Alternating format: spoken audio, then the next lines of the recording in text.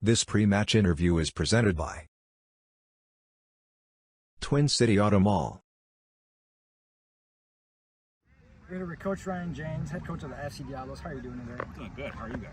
I'm awesome. Good. First question we got for you is, how have you felt and learned during your journey for your first Midwest Premier League soccer season? I felt good all season. Wow, for me, this is my second stint with Diablos as a head coach.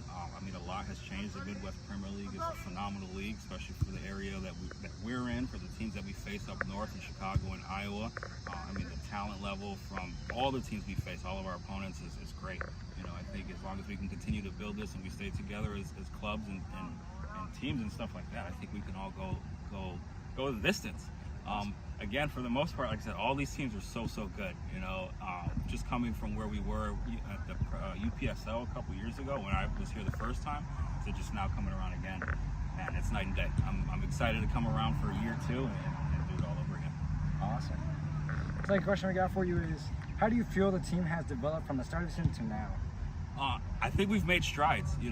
It's always difficult when you're a college team for the most part, and you have guys from here, from there, from everywhere, and you kind of have to go quickly, because it's a shortened season. We only have 3 months in the season. We're training 3 times a week, so it's really, we've got to hit the ground running, And as for most teams, when you start with new faces and new coaches and everything, it starts slow. You start to build, you get some results, whether it's wins or losses, and then unfortunately, once it starts towards getting to the end of the season, we start to build. So we're looking a lot better now than when we first started. It's just unfortunate we're almost at the end of the season. So it is what it is, though. Awesome. Last question we got for you is, how are you feeling after Santiago's injury and the team roster changing over the season? Yeah, so losing Santiago was a tough one, right? For those that were able to watch, or unfortunately wasn't able to watch, Santiago got a knee injury, on a non-contact, unfortunate injury when he was making a run down the line, and then his knee gave out, and it's difficult. It's difficult because guys look at that and they see it, especially, it's when it's during the summer. A lot of these guys are getting ready for their respective fall seasons in college, so to get an injury during a summer season, not to say that it's meaningless, but when guys are just using the summer to just stay active on the ball, to keep a team environment, and then to get an unfortunate injury, it's I don't know what the timetable is going to be like for him for the fall, but it's one of those things where it's hard. It's difficult. My heart goes out to him. I'm always in contact with him, making sure that he's okay.